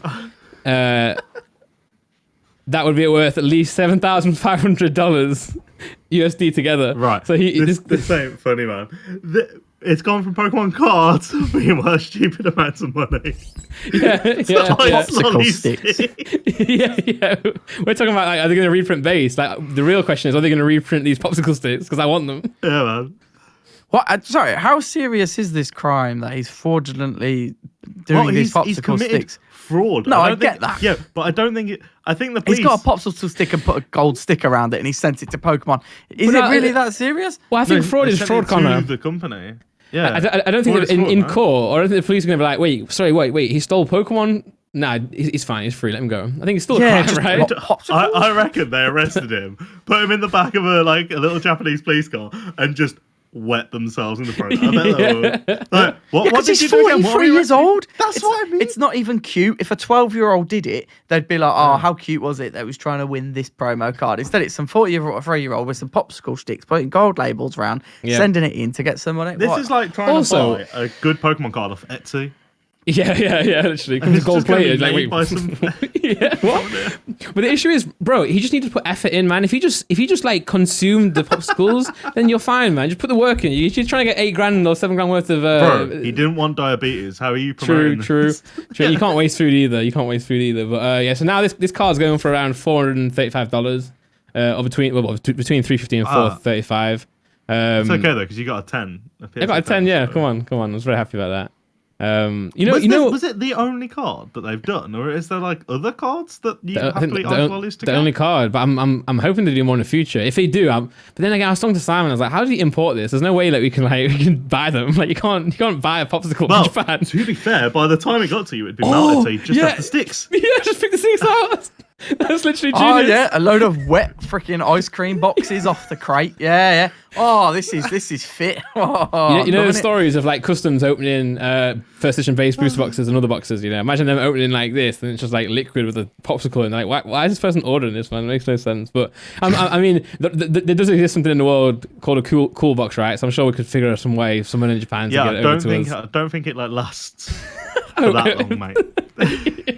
For the 3 months it'll take on a cargo container or whatever. Yeah, maybe not. But this is interesting. Just to show the heights that Pokemon has got to a bit craziness. Like this is like a bit too far, isn't it? That he's not even faking the cards. He's gone out of his way to fake the popsicle to win the card. The popsicle stick over the rest of it. Yeah, I think it's easier though. It's easier to fake one of the popsicle sticks though than fake a card, right? However, I don't think if you're gonna fake the stick, don't send it to the company who manufactured the sticks, because they're gonna know that this is not one of theirs, right? Like, yeah, you can fool someone, but you can't fool the manufacturer of the product. Well, if they're a good one, at least. Well, they will be in Japan, to be fair. Yeah, probably the most high quality popsicle sticks you've ever seen. Probably more high quality than the ones they're actually using. Yeah, they're probably like machined out of mahogany. Or something. Yeah. I'm telling you, man, that shiny Crobat box that I had when I pulled that. You know what? Let me just show you guys, because when I pulled the pack, pulled it apart and saw the packs in there, it's like the most beautiful thing I've ever seen in Pokemon. It's gonna be some weird like kind of visual stimulation. Yeah, it might not be interesting to you guys, but it was interesting to me. Are you just giving yourself a shout? Is that what you're doing? Yeah, guys, go and check out Randolph Pokemon. Obviously, I didn't want to subscribe to that. What the hell? I didn't want to go to a random thing on Google because I wasn't sure if. That's right. What we can do is from now on just react to your content. We'll just do live react to your content. Bro, my internet is so bad since we're on this call. So I pulled the Charizard, by the way, just to let you. Sorry, I didn't mean to show that. I didn't mean to show that. You just ruined it, man. I was going to watch that tomorrow pre-grading. I don't even need to watch that video. Sorry, I guess that wow. No, that looks epic. Yeah, have you not seen that's the Crobat, yeah. Yeah. It's like a ghost Crobat. So here we go. Is that there? Oh, right. Look how like neat they are. Satisfying. Give it a little open. Give it a little open. Oh, I do like that. I was like, you know what? I didn't want to open it. I'll shout out my editor. Got a new editor now. He's smashing it. It was like if the Japanese did ETVs, it was just like so much better. It's just like perfect. So they made it. Is it a different size as well to a normal ATV? Yeah, it's tiny. It's only got 6 packs in, but look at that. It's just so neat. That's a babe. Bro, I was like, I don't want to take the packs out. It looks so nice. Like, just the way they had that together. I think it'd be nice if instead of having a lift-off lid, it had like a magnetic lid, like a flap that went true, and then magnetically sealed. That would be very nice, yeah. But I'm not here purposely showing off my content. I was just trying to show you the way the cards are packaged in there like that. Talking about his fans, showing off his content. All right, let's move it back. Okay, so the second story that relates to this, right? Maybe these can be together in one of the clips because they're quite together. We have a article here. Now you sent me this, right, Tom? What's this all about? Yeah. So I sent you this, and then like 5 minutes later, Connor went to me. Have you seen this? Because Connor loves BBC News. He's like massively into it. But a guy was basically... We're in lockdown now in the UK. For anyone that's watching this outside the UK. We're like in a full national lockdown. We're not allowed to go do things unless it's super essential. This guy was found like miles away from his house to play Pokemon Go. And the police 14 miles. Can't do that, mate. Yeah, but I'm sorry. He was exercising, and they've said that people can exercise. And if he's playing a game while he's exercising, like you have those games, those running games, when you're running out about, oh, well done, you've run up the that's Himalayas. Not a game. That's a fitness tracker. That's a very different It's thing. doing the same similar type of thing. Yeah, but 14 miles away though. Like, is it just a long distance runner or something? Yeah.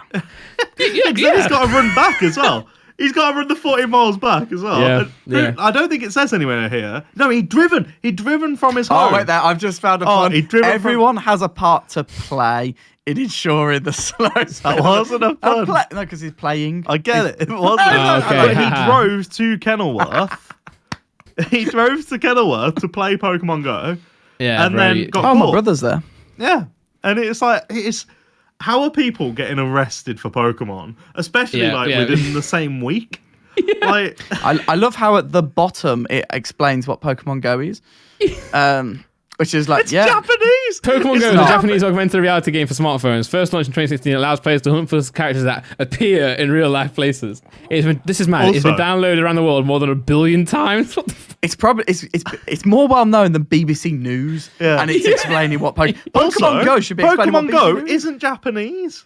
I'm pretty sure the company that make that is American. Niantic. Did you see how was it Gucci now have got a promo in Pokemon Go? It's like, what the hell? Pokemon Go, I want to say, is a whole different beast. I think we wouldn't be here in this capacity if not for Pokemon Go. Like, what a monster. Weren't they making 400 million a day when that first launched or something like that? And everybody who played was contributing no matter what. Like, you barely met anyone when you was playing it who wasn't buying something. Exactly. You're buying everything, and you'd walk out in your street. And if you saw someone across the road on their phone, they were on Pokemon Go. It was one of the most that first week or that summer was one of the best moments of my life. Like not just for Pokemon, but bro, we were everywhere, man. We would drive, obviously not driving on plane, but drive somewhere. My mate's in the car catching both Pokemon in my hands. But the fun part about it originally though was the fact that you could see exactly where they were, right? Because they had the footsteps. You could, it was 3 footsteps. You go a little bit closer. It's 2. Me and my friends were not running on the grass, but we were running into a graveyard to try and find this Growlithe. It was open. It's open to get there, on the footpath. Paying respects, but still, little Growlithe there, man, got to be caught. But then there was the issue with that was there was these websites, right, where because there was some way of coding in where the Pokemon was, you could go online. It's just going to be called Randolph Steal Dogs from Graveyards. Yeah, literally. You could literally go online and you could find exactly where a Pokemon was. So I remember me and my bro were just at home, and I saw a Gengar. In the cricket pitch, so I was like, "Oh, bro, I'm going to go and catch Gengar real quick. I'll be right back." And he gave me his phone. He's like, "Can you catch me one too?" Because you could see exactly where it was. But they changed that now. So good. And it's still big, man. Like, people think it fell off. It did have a dip, but it's back bigger than ever. I think in terms of revenue as well. I remember I was in a not too safe part of Birmingham one day, and I saw this old woman. She was probably in her late 80s. And I looked over at her, and she looked over at me, and I was like, "Oh, she's gonna think I'm here for." And she came up to me, and I was like, "What's she doing?" And she was like, "Oh, they're not, mate. No, listen, they're not. No. But no, you know what I mean. You know how old people look at you sometimes because you're young, and they're like, "What are you doing?" And she came over to me, and I was like, "What have I done?" And she had 2 phones in her hand, and she was like, "Oh, are you catching these as well?" And I was like, "What? Yeah, you're literally 1 million years old." I felt like, but I was like, everyone was playing it. There was no one not playing it. There were people walking with their kids in prams, not holding the bar, but with their hands on the bar like this, playing the game. And it was like, what's going on? I go to raids. Honestly, I had a period in London where I would go to do raids with people, and before coronavirus hit, and you could do it from your home, and I would literally be there, and I was probably the youngest person. Every time. Oh yeah, easily. I'm like, what the hell? What's going on? It's just and you say 3 phones as well, catching Rayquaza 3 times. We live in quite a small area, and if you remember when we lived in our last house, I travelled to an even smaller village, and we walked I drove there. Village. We walked the 10 miles into Banbury, doing it was the Moltres raid day. So there was a bunch of us, and there was people ranging there from probably 6-7 years old with their parents and stuff and with their grandparents. There was generations of people playing. It was so sick. I just loved it so much. It brought everyone together, and that's one of the big things that Pokemon does. And then winter hit, and everyone was like, nah. Yeah, nah, mate. I'll try it again in 3 years. But I remember even YouTube, the Sidemen, they were all playing it on YouTube, filming it. I didn't really have Pokemon content. Yeah. I mean, I think that's where he's always been a fan of Pokemon, but that might have been where his commercial joy came back. Because I remember Pokemon. I wanted to make a Pokemon channel 3 years ago, but I was like, it's gonna flop, man. Everyone's gonna say it's a kids game. Now, if you're not stupid for making a Pokemon channel these days. You got all the big guys doing it, you're creating side channels and all TCG stuff, which is great, but. Yeah, Pokemon's mental, man. Oh man, Pokemon's good. We love Pokemon. We'll never run out. We love jumping in these calls. Yeah, exactly. We'll never run out of things to talk about in here, right? Yeah. It just brings back through the day. I'm like, oh, Pokemon card, and then we get on these, and I'm like, oh, I love Pokemon. I always remember. Yeah, it reminds you of how good it actually is outside of. Oh, there's another Pokemon card. And Pokemon Go was special, really. I don't think there was a game that's had as much impact as that. For a lot, like you said, people were actually talking to each other. That doesn't happen anymore. I'm definitely not right now, but even before that time, people wouldn't just go up to people and be like, "You're right, you just look weird." Whereas now, everyone had this shared cultural experience. Well, there were Facebook groups as well. So where we used to live, where we grew up, there's a Facebook group for that specific place, and people who had never met each other before would be like, "Oh, who's car sharing to go to this raid?" And you're just getting cars with strangers, and like all sorts. It was such a weird time, and it was like, "Oh, but that it's acceptable because you're playing Pokemon Go together." Like, that should never happen. Stranger danger is the thing, but it didn't matter because you might get a Gyarados or a Lapras or something. Like, it's just weird. So sick. You also, I think back in the day, you also like found joy for the Pokemon you didn't really enjoy too much back in the day. Like, I remember seeing a Victreebel, and I was like, "Oh, I gotta catch a Victreebel," and I never said that when I was like 6. I was like, never wanted to catch a Victreebel. But yeah, what a special time. Do you think there'll be a time again where Pokemon Go, like, I know that it's got a consistent base now, but do you think that it's an opportunity once COVID finishes for Pokemon Go 2 or something like that to come out and to just like bring a whole nother dimension to the game? I think so. I think bring more people in. They keep adding stuff. I think the actual they are very. I think if you're an avid player, you will be very annoyed with how much they do grab the money because a lot of these like raid kits and all these stuff does cost a lot of money. I mean, even now, Shine and Mew has never been obtainable before in the games ever. And then I think February they're doing a Pokemon Go. Was it Pokemon Go something Safari event or something like that? Yeah. Where they literally, if you buy the ticket, £14, you get a Shiny Mew in the game. You get one, or you do the tasks to get one in that. And then the issue with that is obviously now you can actually trade Pokemon from Pokemon Go into Sword and Shield. It's the first time ever you can get a legal Shiny Mew in your game, which is again like you say, like it's nice that it's so rare, right? So for them just to give it out for like £14 is a bit dead, but it's also an incentive for them to go make, I wouldn't like the idea of selling the Pokemon in any game, which were only obtainable because you bought it. Like, DLC is a bit different if you're getting like a whole new area, but I guess that's what they would argue with the Safari Zone. That's been a thing for ever, pretty much. Events, Pokemon. But even, do you remember getting Jirachi? How you got Jirachi in, you had to buy the GameCube adapter thing, so you got Pokemon Box with Pokemon Colosseum, and then you had the little thing that you put underneath the GameCube, and you put Ruby or Sapphire in there, and then you got Jirachi as that, but you had to buy a Pokemon Box to get that. Yeah, I remember that actually. So I guess it's just an extension of that, right? I guess we have to realize Pokemon Go is closer to the main series than we thought it was, and obviously because it is so successful and there's so many millions of people on there, if they did an event where you got a Shiny Mew in the Sword and Shield games, I don't think it would be as big as if you would get it in Pokemon Go. And I think, to be fair to them, well, not to be fair to them, but the facts are they can charge £14 where you can't do that in this game. You can't say, come get a £14 Mew, whereas Pokemon Go can do that. You would argue that if they did it for a £5, it'd be too cheap. But then if they did it for £30, then people are like, well, you're just being extortionate. So they've always got to try and find that £14 quite a clever pricing thing as well, because it's under 15. Like, it's quite especially especially on a game as well where it's the culture's there, like you said, of buying stuff on the game. But sorry, go on, Tom. Did you play when they released Meltan on the Chikorita raid day? I didn't play that, but that was where you got Meltan, right? Let's Go Pikachu was a game built for Pokemon Go. So weird. So we were in Nottingham with a few of the cool poker tubers. Yeah, we went to see Forest. There was me and Phil, so BB Winnell, and a few of the other poker tubers. We went there, and it's Chikorita day. We're all having fun. We're all talking Pokemon.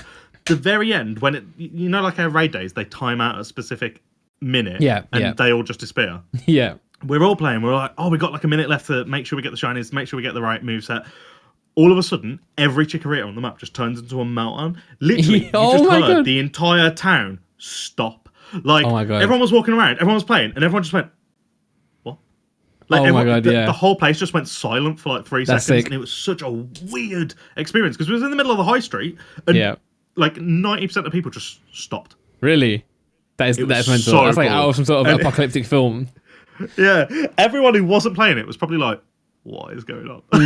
For sure. But it was one of those moments you definitely remember, and I think that's what Pokemon does better than anything. Yeah, you'll always remember something in your life to do with Pokemon. Yeah, always. Pokemon Go was mental, really. I think you're right, and that's going to continue going. So there's people who say, in 10 years it'll be nothing. You'll have the kids who remember our Pokemon Snap, right? Imagine the kids Pokemon Go for that. Pokemon Go will be the new person's Pokemon Snap. Pokemon Sword and Shield will be. I know people who weren't even alive when Red and Blue came out. Their first game is Sinnoh, or there'll be a point where John. No, but you're right. Yeah, John, who works at Graded Gem, was born in '99. So he was born with with Pokemon. Like he was the same year. So it's like we're all like, oh, Gen 1. You know, a lot of these kids are like Gen 7. You know, that's their one. So you got to be like, no, Gen 7 plus Charizard. Yeah. They all take Charizard. Yeah. They all take Charizard. All the generations. Even Sword and Shield, they got like a Leon who's one of the apparently one of the most like powerful trainers of all time. He's got Charizard now. So yeah, gangster. Well, speaking of Charizard, Leonhardt the trainer. Yeah. Ooh. Speaking of Charizard, there's this story here that I thought we'd cover. Being as they've now released or officially revealed the Charizard VMAX.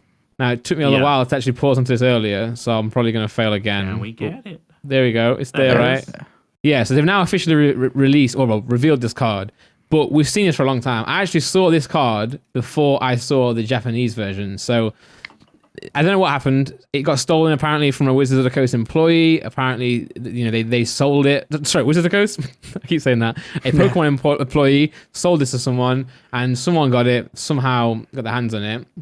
If you want to go watch a video on it, go and watch this guy's channel here. It's called Rattle. He does like a 3-part series. Each episode's like 30 minutes long, so very, very in-depth.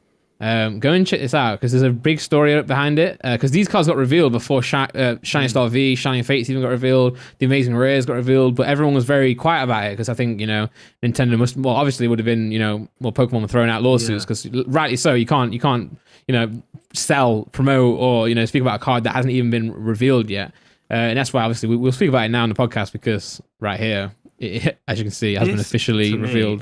It hurts me a little bit, because in my head, all I can think of is how have they mounted that card, because that's no longer going to be like mint.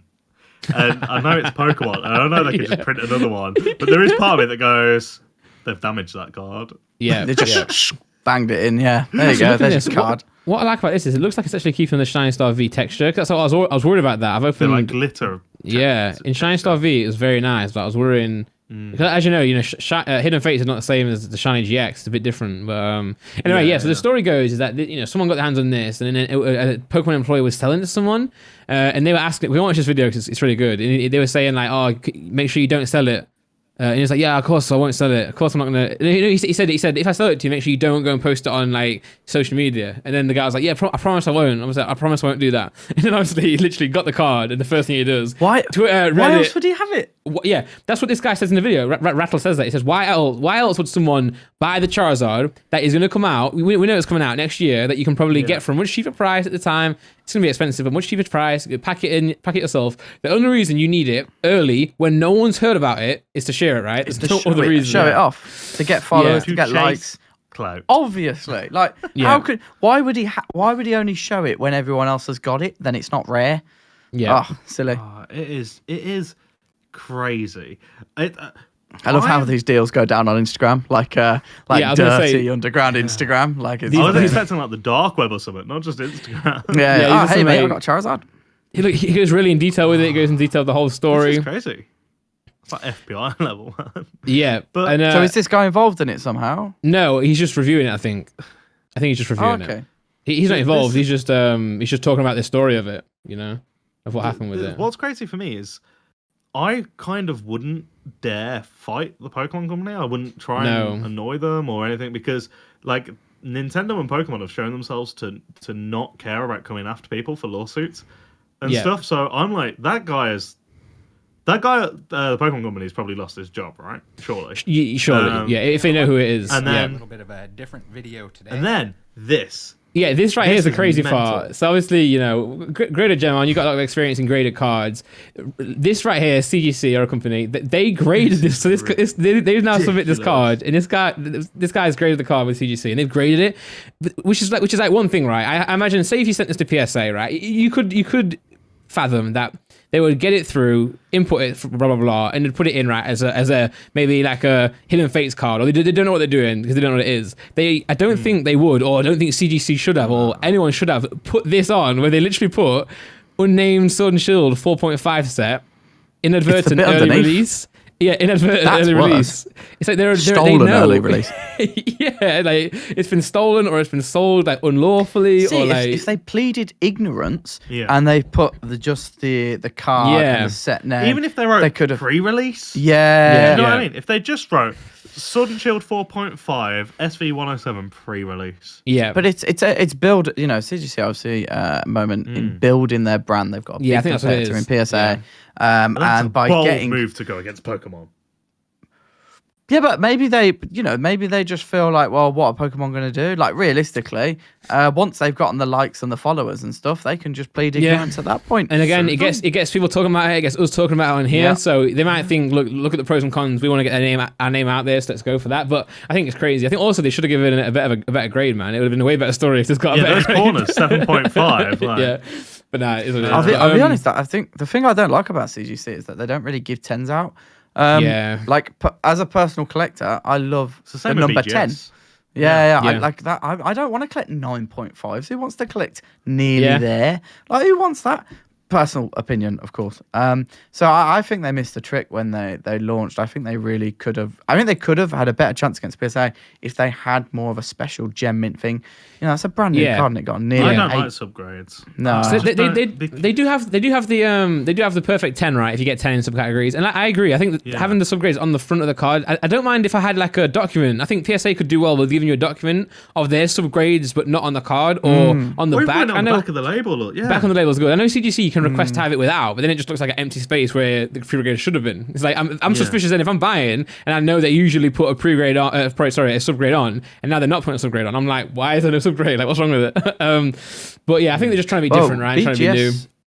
So we obviously BGS, they were trying to move over before all this craziness happened to a single tier grade. And I'll keep where that source has come from. Very normal, but that's what their plan was, wasn't it? Their plan was to move towards getting away from the subgrades because they recognize that collectors want straight numbers. You know, you can't collect, let's say, on this an 8 with a 9.5 center in, 9 surface, 7.5 corners, 9 edges as a set. I think it's very different. You're right. Imagine sports cards. You can't have that as a set. Yeah. I think it's very different if you're going after sports cards or only the most expensive cards. So, for example, when you're talking to Charizard and stuff, perfect 10s. I think that's the only time subgrades make any sense. Anything less value or not a perfect 10, what's the point? Yeah. Well, to be fair, I only collect 9.5, 9, 7.5, 9s. Anything less or more, don't do it. You're right. And I think that the reason they do it, in fairness to CGC and BGS, the reason they do it is to show you that in the past, PSA sometimes you get a weird grade, right? You get a grade, you think, what, this is just wrong, or why have they given this a 10? It shouldn't be a 10. Why have they given it a 9? It shouldn't be a 9. They're trying to be more strict with their grades and be more transparent with what they're doing. But like you say, at the end of the day, people want the 10. And even at a stage now, people want the 9. Like this card right here is a PSA 8, right? But look at the subgrades. You've got 9.5, 9, 7.5, and 9. The 7.5 is clearly dragging that card down there. If this card was just an 8, heavily weighted. If this card was just an 8, you'd be like, okay, it's an 8. If it was a 9, it'd just be a 9. But because you're seeing the corner of 7.5, even though it does give you a better depiction of the card, you're kind of like, I don't want to touch that, you know. And it's nothing to do with the actual. What's so wrong with the corners? Why are they so bad? Yeah, so you want to see features and you want to see everything else. So I think I think fair play and credit to them for trying to be more transparent and like you say, show the rest of the card and what the defects are. Because as we know, not everyone shows pictures of the PSA cards. But end of the day, like you say, that PSA 10 is a threshold now, isn't it? That PSA 10 is, you know. Yeah, sorry, we are a little bit biased, obviously. Of course, obviously, a PSA dealer. So that's just going to and you know, from a personal point of view, my whole collection's in PSA. So therefore, that's the company that my preference would be, even if we weren't graded gem. Yeah. Well, it was before you were. I think overall, in general, PSA do need to be pushed. There's no doubt about that. And I like to see different companies doing different things. And then maybe if those things work well, PSA could take them under their wing. But it's just, I don't know why they would they've graded this card for the hype, for the marketing.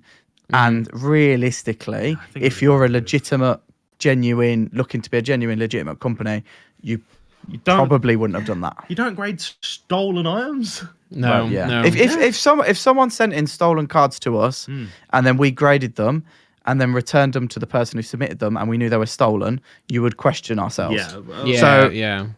There you go. So that would probably be a good discussion. Think about it like auction houses. Auction houses will not touch like expensive items if they haven't got a proper like certificate of authenticity or, you know, like a proper reason why you have. Like if I just walk up with the Black Pearl are like being pulled away from the actual set of thinking. They'll be like, "How have you got that then?" Yeah. They're not just going to go, "Hey, we'll sell it." That was a really weird place to go. I just want to put that out there. Like, we're talking about collectibles, and then for some reason, Tom is holding the full scale Black Pearl from Pirates of the Caribbean. Yeah, but in my head, I was thinking like film memorabilia and stuff like that. That's always expensive. Or like the original Superman, Christopher Reeve. We've just got the Black Pearl here. Is anyone interested? Yeah, I couldn't think of anything for pearls. Okay, or like the original Iron Man suit that Robert Downey Jr. wore in Iron Man 1. Like they'll be like, "Well, have you got it?" Yeah. They won't just sell it. Like nobody would just sell it. No, absolutely, and that's the thing. You know, if at the end of the day, this card was known to have been stolen, especially if you got a ship. Therefore, maybe it wasn't the best decision. I imagine I can see why. Yeah, maybe they didn't notice. They might not have known it was stolen, but they certainly didn't know that it was inadvertent early release. Yeah. Well, it is what it is. I mean, interesting. And the card's going to come out soon. I mean, that's the thing as well. It's coming out very soon, man. Just wait. Just wait. It was like when SV49, the BGS Black Label, sold for like 10 grand, 2 days after the set was released. And everyone was like, I've still got that card. It'll get there eventually. It'll get to 10 again one day. You paid 10 grand in value charges. What do you want to? Got that right. But yeah, I think that's everything that we're going to cover today. Like, let us know in the comments down below if anyone did watch this. Maybe no one did. Let us know what you thought. Let us know topics you want to hear us cover. We'll put it on the list. Let us know the style of the podcast. You know, is the audio, the video good? Let us know everything about that. And all feedback is. Do you want it to be this laid back? That's because we've done this. So I don't know. We and Randolph would normally have a chat every couple of weeks, wouldn't we? Anyway. Yeah. And this is just kind of how this is. Yeah. So maybe you guys want more structure or not? I think it's been good. I haven't fallen asleep. I've enjoyed it. Yeah. I feel like we'll try and carve out the structure in the clips as well, right? So if you are coming here to look at like a specific topic, just go and watch the short clips. Whereas if you watch the laid back one, or the full one, just lay back, relax, and you know. And some days we'll come in. We've got a list of things here we want to talk about, like the 25th anniversary and stuff. Maybe in the future we'll just start recording and we'll not have anything. We'll just see where the conversation takes us, because that's obviously where a lot of our true Black Pearl. You know, that's where the Black Pearl comes from. Yeah. And in the future, if you want any segments for us to do as well, so if you want us to do like a segment of our favorite card of the week or favorite set of the week, or if you want us to talk about a specific set, maybe we could each week go through like starting from base. We could do actual video on the set. And I know we've spoke about it a lot on Trading Card Talk over on your channel, but we could speak about it again, or we could speak about different aspects of it. We could do like a theme where we go through every single set in existence and critique it, show the best cards we can show on the screen, look at the prices even, anything like that. That sounds like a great segment, doesn't it? Yeah. You guys should go and watch that. That's already been done on GradedGem.com or the YouTube channel, but now we'll figure it out.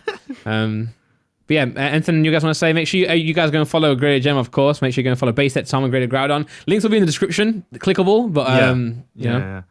Make sure you go follow our Instagrams, man, and make it overtake Graded Gem. Just subscribe to this channel as well. Like we want this to be a really cool thing that we can just have a laid back chat. And if some of you guys want to watch it as well, then that is really cool. So yeah, make sure you subscribe. There's definitely going to be more stuff. And thanks for being here. Let me go on the channel first and foremost. Let's have a look at it right now at the time of recording, okay?